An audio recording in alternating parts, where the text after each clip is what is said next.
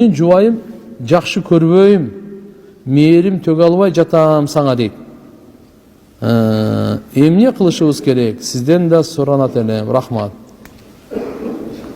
Мындай караңыздар да, Алла Таала Кур'ан-ы Каримде айтып койгон.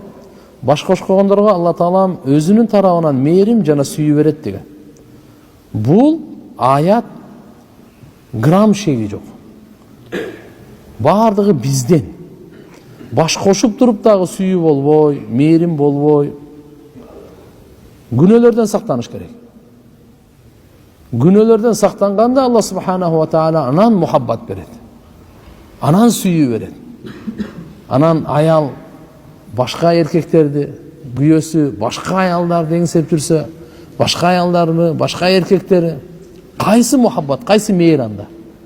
Алланын өкүмүн талкалап атып, эч качан адам рахаттанган эмес, бактылуу болгон эмес.